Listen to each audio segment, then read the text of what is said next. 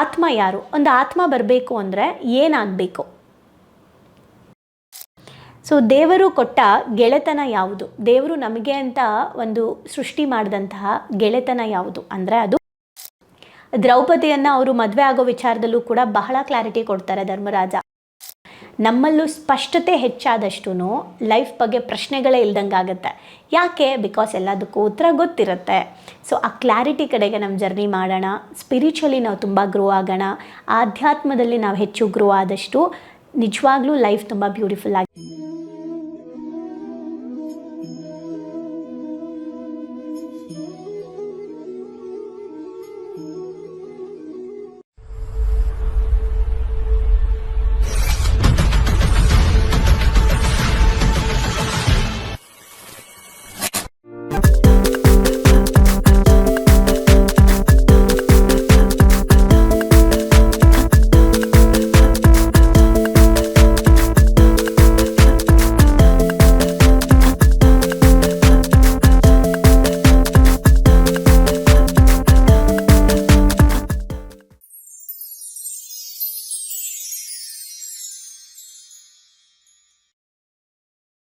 ನಮಸ್ತೆ. ಯಕ್ಷ ಪ್ರಶ್ನೆ ಎಲ್ಲ ಪ್ರಶ್ನೆಗೂ ಉತ್ತರ ಇಲ್ಲಿದೆ. ಬರೆದಿರೋದು ಜಗದೀಶ ಶರ್ಮಾ ಸಂಪಾಸರ್ ಅವರು. ಬನ್ನಿ ನಮ್ಮ ಮುಂದಿನ ಪ್ರಶ್ನೆ ಉತ್ತರಗಳನ್ನು ನೋಡೋಣ. ಚೆನ್ನಾಗಿದೆ. ಓಕೆ, ಮನುಷ್ಯನ ಆತ್ಮ ಯಾರು? ಈ ಪ್ರಶ್ನೆ ಸ್ವಲ್ಪ ನಾವು ನಾರ್ಮಲಿ ಕೇಳಿದ್ರೆ ನಮ್ಗೆ ಆನ್ಸರ್ ಸಿಗುತ್ತೆ. ಮನುಷ್ಯನ ಆತ್ಮ ಯಾರು? ಒಂದು ಆತ್ಮ ಬರಬೇಕು ಅಂದರೆ ಏನಾಗಬೇಕು? ಸಂತಾನ ಅಲ್ವಾ? ಗರ್ಭದಲ್ಲಿ ಮಗು ಬರಬೇಕು ಅಂದರೆ ಗರ್ಭದಲ್ಲಿ ಒಂದು ಮಾಂಸ ಮುದ್ದೆ ರೆಡಿ ಆಗಬೇಕು, ಆವಾಗ ಆತ್ಮ ಬರುತ್ತೆ. ಅಲ್ಲಿವರೆಗೂ ಅದಕ್ಕೆ ಹಾರ್ಟ್ ಬೀಟ್ ಬರೋ ತನಕನೂ ಅದು ಬರೀ ಮಾಂಸದ ಮುದ್ದೆ. ಹಾರ್ಟ್ ಬೀಟ್ ಬಂದಾಗ ಆತ್ಮ ಎಂಟ್ರಿ ಆಯಿತು ಅಂತ ಅರ್ಥ. ಅದು ತುಂಬ ಇದೆ. 3 ಮಂತ್ಸ್ಗೆ ಹಾರ್ಟ್ ಬೀಟ್, 2 ಮಂತ್ಸಲ್ಲಿ ಹಾರ್ಟ್ ಬೀಟ್ ಬಂದರೆ ಯಾವ ಆತ್ಮ ಎಂಟ್ರಿ ಆಯಿತು ಅಂತ ಇದೆ. ಹಾಗೆ ಅಬಾರ್ಷನ್ ಆಗುತ್ತೆ ಕೆಲವರಿಗೆ. ಆ ಆತ್ಮ ಚೆಕ್ ಮಾಡುತ್ತೆ, ಇವ್ರ ಜೊತೆಗೆ ಸೆಲೆಕ್ಟ್ ಮಾಡ್ಕೊಂಡು ಬಂದುಬಿಡುತ್ತೆ. ಆಮೇಲೆ ಆತ್ಮಗೆ ಗೊತ್ತಾಗುತ್ತೆ ಇವ್ರ ಜೊತೆಗೆ ನನ್ನ ಯಾಕೋ ಸರಿ ಅನಿಸಲ್ಲ ನನ್ನ ಲೈಫ್ ಅಂತ. ಮತ್ತೆ ವಾಪಸ್ ಅದು ಇಲ್ಲ ನಾನು ಹೋಗ್ಬಿಡ್ತೀನಿ ಅಂದ್ಬಿಟ್ಟು ಹೋಗ್ಬಿಡುತ್ತೆ. ನಮಗೆ ಇಲ್ಲಿ ಅಬಾರ್ಷನ್ ಅಂತ ಕಾಣಿಸುತ್ತೆ ಅಷ್ಟೇ, ಆದರೆ ಅದು ಅಬಾರ್ಟ್ ಆಗಿದ್ದಕ್ಕೆ ಕಾರಣ ಆ ಆತ್ಮ ನಮ್ಮ ಜೊತೆಲಿ ಇರೋಕ್ಕೆ ರೆಡಿ ಇರೋದಿಲ್ಲ.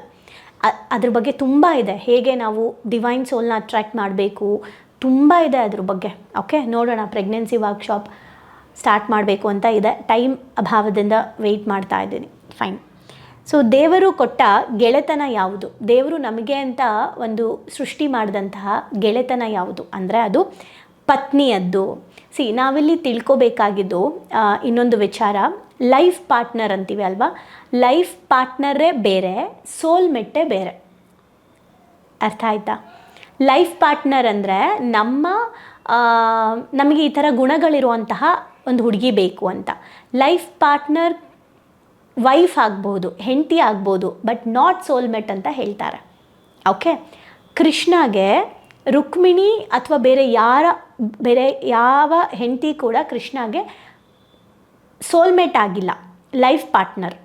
ಓಕೆ, ಬಟ್ ರಾಧೆ ಕೃಷ್ಣಗೆ ಸೋಲ್ಮೇಟ್. ಓಕೆ, ಸೇಮ್ ರಾಮನಿಗೆ ಸೋಲ್ಮೇಟ್ ಯಾರು ಅಂದ ತಕ್ಷಣ ಸೀತಾ ಅಂತೀವಿ.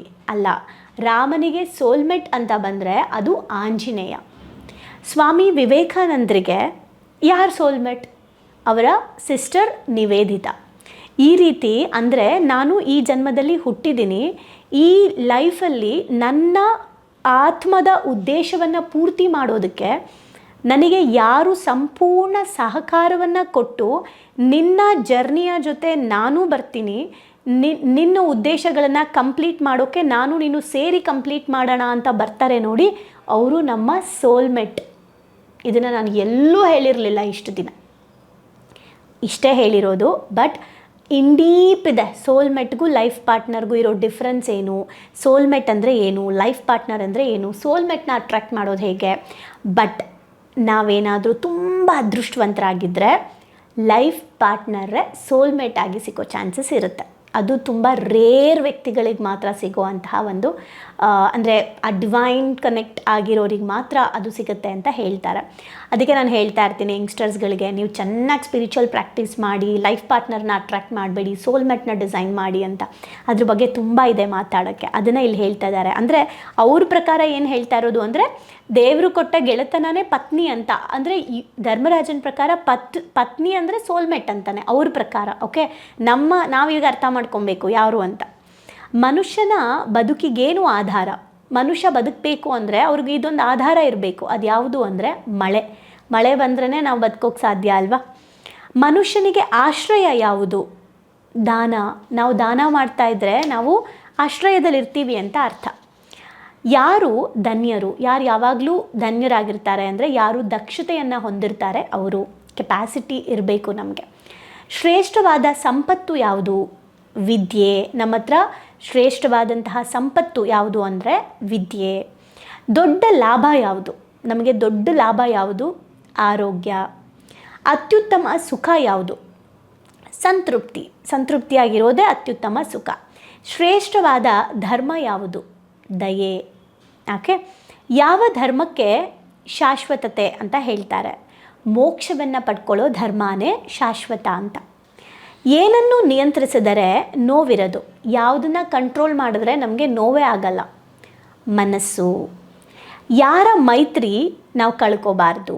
ಯಾರ ಸ್ನೇಹವನ್ನು ನಾವು ಕಳ್ಕೋಬಾರ್ದು ಅಂದರೆ ಒಳ್ಳೆಯವರ ಸ್ನೇಹವನ್ನು ನಾವು ಯಾವತ್ತೂ ಕಳ್ಕೋಬಾರ್ದು. ಸಜ್ಜನರ ಸ್ನೇಹ. ಏನನ್ನು ಬಿಟ್ಟರೆ ಎಲ್ಲರಿಗೂ ಪ್ರಿಯ ಆಗ್ತೀವಿ? ನಮ್ಮಲ್ಲಿರೋ ಯಾವ ಗುಣವನ್ನು ನಾವು ಬಿಟ್ಟರೆ ನಾವು ಎಲ್ರಿಗೂ ಇಷ್ಟ ಆಗ್ತೀವಿ ಅಂದರೆ ದುರಂಕಾರವನ್ನು ಬಿಟ್ಟರೆ. ಓಕೆ, ಹಾಗೆ ತಿಳ್ಕೊಳ್ಳಿ. ಈಗ ನಾನು ದುರಂಕಾರನ ಬಿಡೋದ್ರ ಕಡೆಗೆ ಕೆಲಸ ಮಾಡ್ತಾಯಿದ್ದೀನಿ ಅಂತ ಅಂದ್ಕೊಳ್ಳೋಣ. ಅಂದರೆ ನೀವೆಲ್ಲರೂ ಹಂಗೆ ಅಂದ್ಕೊಳ್ಳಿ. ನಾನು ದುರಂಕಾರ ಬಿಟ್ಟರೆ ಜನರಿಗೆ ಇಷ್ಟ ಆಗ್ತೀನಿ. ಓಕೆ, ಆದರೆ ಕೆಲವ್ರಿಗೆ ಇಷ್ಟ ಆಗಲ್ಲ ಅಂತ ಬಂದಾಗ ನಮ್ಮಲ್ಲಿ ದುರಂಕಾರ ಇಲ್ಲ. ಆದರೆ ಕೆಲವರು ಹೇಟ್ ಮಾಡ್ತಾ ಇದ್ದಾರೆ ನಮ್ಮನ್ನು ಅಂತ ಬಂದಾಗ ಅವರಲ್ಲಿ ದುರಂಕಾರದ ಅಂಶವಿರುತ್ತೆ. ಅದಕ್ಕೆ ಅವ್ರಿಗೆ ನಾವು ಸೆಟ್ ಆಗ್ತಾ ಇರೋದಿಲ್ಲ. ಓಕೆ, ಇದನ್ನು ತುಂಬ ಕ್ಲಿಯರಾಗಿ ಹೇಳ್ತಾರೆ. ಹೇಗೆ ಅಹಂಕಾರ ಇರೋರನ್ನ ಇಷ್ಟಪಡಲ್ಲ. ಓಕೆ, ಅಹಂಕಾರ ಇರೋರು ಯಾರನ್ನೂ ಇಷ್ಟಪಡಲ್ಲ. ಅಹಂಕಾರ ಬಿಟ್ಟವರು ಎಲ್ಲರನ್ನೂ ಇಷ್ಟಪಡ್ತಾರೆ. ಅದಕ್ಕೆ ಅಹಂಕಾರ ಇಲ್ಲದೆ ಇರೋರನ್ನ ಎಲ್ಲರೂ ಇಷ್ಟಪಡ್ತಾರೆ. ಕನ್ಫ್ಯೂಷನ್ ಆದರೆ ರಿಪೀಟ್ ಕೇಳಿಸ್ಕೊಳ್ಳಿ, ಗೊತ್ತಾಗುತ್ತೆ. ಓಕೆ, ಏನನ್ನು ಬಿಟ್ಟರೆ ಎಲ್ರಿಗೂ ಇಷ್ಟ ಆಗ್ತೀವಿ ಅಂದರೆ ನಮ್ಮಲ್ಲಿರೋ ದುರಹಂಕಾರವನ್ನು ಬಿಟ್ಟರೆ. ಏನನ್ನು ಬಿಟ್ಟರೆ ನಮಗೆ ನೋವೇ ಇರಲ್ಲ? ಸಿಟ್ಟು, ಕೋಪ ಬಿಟ್ಬಿಟ್ರೆ ನಮಗೆ ಪೇನೇ ಆಗಲ್ಲ. ಕೋಪ ಸಿಟ್ಟು ಬಂದರೆ ತಾನೇ ನಮಗೆ ಪೇನ್ ಆಗೋದು. ಥಿಂಕ್ ಮಾಡಿ, ಅವ್ರೇನು ಹೇಳಿದ್ದಾರೆ, ಉತ್ತರ ಬಂದಿದೆ, ಅದನ್ನು ಆಳವಾಗಿ ನಿಮ್ಮ ನಾಲೆಜ್ ಎಷ್ಟಿದೆ, ನಿಮ್ಮ ಪ್ರಜ್ಞೆ ಎಷ್ಟಿದೆ ಅಷ್ಟು ವಿಸ್ತಾರವಾಗಿ ಯೋಚನೆ ಮಾಡಿ ಅಂತ ಹೇಳಿದ್ದಾರೆ. ಏನನ್ನು ಬಿಟ್ಟರೆ ನಾವು ಶ್ರೀಮಂತರಾಗ್ತೀವಿ ಅಂದರೆ ಆಸೆಯನ್ನು ಬಿಟ್ಟರೆ ನಾವು ಶ್ರೀಮಂತರಾಗ್ತೀವಿ ಅಂತ. ಓಕೆ, ಏನನ್ನು ಬಿಟ್ಟರೆ ಮನುಷ್ಯನ ಸಾವು ಯಾವುದು? ಬಡತನನೇ ಸಾವು ಅಂತ ಹೇಳ್ತಾರೆ. ಅದ್ರ ಬಗ್ಗೆ ಮುಂದೆ ಒಂದು ಸ್ಟೋರಿ ಇದೆ, ತುಂಬ ಚೆನ್ನಾಗಿದೆ. ನಾವು ಯಾಕೆ ಶ್ರೀಮಂತರಾಗಬೇಕು ಅಂತ ಧರ್ಮರಾಜ ಹೇಳಿದ್ದಾರೆ. ಓಕೆ, ರಾಷ್ಟ್ರದ ಸಾವು ಯಾವುದು? ರಾಷ್ಟ್ರದ ಒಂದು ಸಾವು ಯಾವುದು ಅಂದರೆ ಅರಾಜಕತೆ ಅಂದರೆ ಸರಿಯಾದ ರಾಜಕೀಯ ವ್ಯವಸ್ಥೆ ಇಲ್ಲದೆ ಇರೋದೇ ರಾಷ್ಟ್ರ ಸೋಲಕ್ಕೆ ಕಾರಣ ಅಥವಾ ಸಾವಿಗೆ ಕಾರಣ. ಯಾರು ನಮ್ಮೆಲ್ರಿಗೂ ದಿಕ್ಕು? ನಮಗೆ ಎಲ್ಲನೂ ಪ್ರಾಬ್ಲಮಲ್ಲಿ ಸಿಗಾಕೊಂಡಾಗ ಯಾರು ನಮಗೆ ದಿಕ್ಕು? ಭಗವಂತ ಅಂತೀವಿ, ಆದರೆ ಭಗವಂತ ಯಾರ ಮೂಲಕ ದಿಕ್ಕನ್ನು ತೋರಿಸ್ತಾರೆ? ಗುರುಗಳ ಮೂಲಕ. ಯಾವುದು ನೀರಿನ ಮೂಲ? ನೀರು ಎಲ್ಲಿಂದ ಬರುತ್ತೆ? ಆಕಾಶದಿಂದ. ಓಕೆ, ಯಾವುದು ಆಹಾರದ ಮೂಲ? ಗೋವು. ಯಾವುದು ವಿಷ? ಯಾಚನೆ. ಪುರುಷ ಅಂದರೆ ಯಾರು? ಪುರುಷ ಅಂದರೆ ಗಂಡು ಹೆಣ್ಣು ಅಂತ ಅಲ್ಲ, ಪುರುಷಕ್ಕೆ ಒಂದು ಮೀನಿಂಗ್ ಇದೆ. ಓಕೆ, ಪುರುಷ ಅಂದರೆ ಯಾರು ಅಂದರೆ ಯಾರು ಒಳ್ಳೆಯ ಕೆಲಸಗಳಲ್ಲಿ ನಿರಂತರವಾಗಿ ತೊಡಗಿಸ್ಕೊಂಡು ಭೂಮಿ ಮತ್ತು ಆಕಾಶದಲ್ಲೂ ಕೀರ್ತಿಯನ್ನು ಪಡಿತಾರೆ ಅವರು ಅಂತ ಹೇಳ್ತಾರೆ. ಯಾರು ದೊಡ್ಡ ಶ್ರೀಮಂತ? ಇದು ತುಂಬ ಇಂಪಾರ್ಟೆಂಟ್. ತುಂಬ ದೊಡ್ಡ ಶ್ರೀಮಂತರು ಯಾರು ಗೊತ್ತಾ? ಒಳ್ಳೆಯದು ಕೆಟ್ಟದ್ದು, ಸುಖ ದುಃಖ, ಪಾಸ್ಟು ಪ್ರೆಸೆಂಟು ಫ್ಯೂಚರ್ನ ಇರೋದನ್ನ ಇದ್ದ ಹಾಗೆ ಸಮಾನವಾಗಿ ಸ್ವೀಕರಿಸುವಂತಹ ಸ್ವಭಾವ ಇರೋರೆ ದೊಡ್ಡ ಶ್ರೀಮಂತರು ಅಂತ ಹೇಳ್ತಾ ಇದ್ದಾರೆ. ಇದನ್ನು ನೀವೇನು ಮಾಡಬೇಕು ಅಂದರೆ ರಿಪೀಟ್ ಮಾಡಿ ಕೇಳಿಸ್ಕೊಬೇಕು, ಅವಾಗ ನಿಮಗೆ ಗೊತ್ತಾಗುತ್ತೆ. ಆ್ಯಂಡ್ ಈ ಉತ್ತರನ ಇನ್ ಡೀಪಾಗಿ ನೀವು ಸ್ವಲ್ಪ ಹೋಗಬೇಕು. ಕೆಲವೊಂದು ಮೀನಿಂಗ್ ಗೊತ್ತಾಗಿಲ್ಲ ಅಂದರೆ ಆ ಮೀನಿಂಗ್ನ ಹುಡುಕಿ ಅರ್ಥ ಏನು ಅಂತ ಸಿಗುತ್ತೆ. ಅದನ್ನು ಡೀಪಾಗಿ ಟಚ್ ಮಾಡಿದ್ರೆ ಆ ಉತ್ತರನ ನಮ್ಮ ನಾಲೆಜ್ ಜಾಸ್ತಿ ಆಗುತ್ತೆ. ನಾನು ಹೇಳೋಕ್ಕಿಂತ ನೀವೇ ಸ್ವಲ್ಪ ಎಲಾಬ್ರೇಟ್ ಮಾಡಿ ನೋಡ್ಬೋದು. ಮುಂದೆ ಕತೆಗಳಿದೆ ಅದಕ್ಕೆ ಸಂಬಂಧಪಟ್ಟಂಗೆ, ಅದು ಇನ್ನೊಂದು ಸ್ವಲ್ಪ ನಮಗೆ ಹೆಚ್ಚಿನ ಕ್ಲಾರಿಟಿ ಕೊಡುತ್ತೆ. ಓಕೆ, ಸೊ ಹೇಗಿತ್ತು ಈ 3 ದಿನದ ಪ್ರಶ್ನೆಗೆ ಉತ್ತರಗಳು? ಧರ್ಮರಾಜ ಬಿಟ್ಟು ಬೇರೆ ಯಾರು ತಾನೇ ಉತ್ತರಗಳು ಕೊಡೋಕ್ಕೆ ಸಾಧ್ಯ ಅಂತ ಅನಿಸುತ್ತೆ. ಕೃಷ್ಣ. ಓಕೆ, ಬಟ್ ಧರ್ಮರಾಜ ಆ ಒಂದು ಅವರು ಇಂಪ್ಲಿಮೆಂಟೇಷನಲ್ಲಿ ಇರ್ತಾರೆ, ಅಂದರೆ ಅವ್ರು ಬರೀ ಹೇಳಲ್ಲ, ಅದನ್ನು ಜೀವಿಸ್ತಾ ಇರ್ತಾರೆ. ಇದು ದ್ರೌಪದಿಯನ್ನು ಅವರು ಮದುವೆ ಆಗೋ ವಿಚಾರದಲ್ಲೂ ಕೂಡ ಬಹಳ ಕ್ಲಾರಿಟಿ ಕೊಡ್ತಾರೆ ಧರ್ಮರಾಜ. ಅದು ಯಾವ ಬುಕ್ಕಲ್ಲೋ ಓದಿದ ನೆನಪಿದೆ ನನಗೆ, ನೋಡೋಣ. ಓಕೆ, ಸೊ ಅಷ್ಟು ಕ್ಲಾರಿಟಿ ಇರುತ್ತೆ ಧರ್ಮರಾಜಂಗೆ ಅಂತ ಹೇಳಿ. ಸೊ ಈಗ ಅದಕ್ಕೆ ಅಷ್ಟು ಕ್ಲಾರಿಟಿ ಇರೋ ಕಾರಣಕ್ಕೇ ಅವರು ಜೀವನದ ಪ್ರಶ್ನೆನ ಎದುರಿಸೋಕ್ಕೆ ರೆಡಿಯಾದರು. ನಮ್ಮಲ್ಲೂ ಸ್ಪಷ್ಟತೆ ಹೆಚ್ಚಾದಷ್ಟು ಲೈಫ್ ಬಗ್ಗೆ ಪ್ರಶ್ನೆಗಳೇ ಇಲ್ದಂಗೆ ಆಗುತ್ತೆ. ಯಾಕೆ? ಬಿಕಾಸ್ ಎಲ್ಲದಕ್ಕೂ ಉತ್ತರ ಗೊತ್ತಿರುತ್ತೆ. ಸೊ ಆ ಕ್ಲಾರಿಟಿ ಕಡೆಗೆ ನಮ್ಮ ಜರ್ನಿ ಮಾಡೋಣ. ಸ್ಪಿರಿಚುವಲಿ ನಾವು ತುಂಬ ಗ್ರೋ ಆಗೋಣ. ಆಧ್ಯಾತ್ಮದಲ್ಲಿ ನಾವು ಹೆಚ್ಚು ಗ್ರೋ ಆದಷ್ಟು ನಿಜವಾಗ್ಲೂ ಲೈಫ್ ತುಂಬ ಬ್ಯೂಟಿಫುಲ್ ಆಗಿರುತ್ತೆ. ಆಧ್ಯಾತ್ಮ ಅಂದರೆ ತಪ್ಪು ಕಲ್ಪನೆ ಇದೆ, ಅದನ್ನು ಫಸ್ಟು ಸೈಡಿಗಿಡಿ. ನಿಜವಾಗ್ಲೂ ಆಧ್ಯಾತ್ಮ ಅಂದರೆ ಏನು ಅಂತ ತಿಳ್ಕೊಳ್ಳೋ ಪ್ರಯತ್ನ ಮಾಡಿ. Okay, thank you so much. Next ಇದೇ ಯಕ್ಷ ಪ್ರಶ್ನೆಗಳನ್ನು ಕತೆಗಳ ಮೂಲಕ ನೋಡ್ತಾ ಹೋಗೋಣ.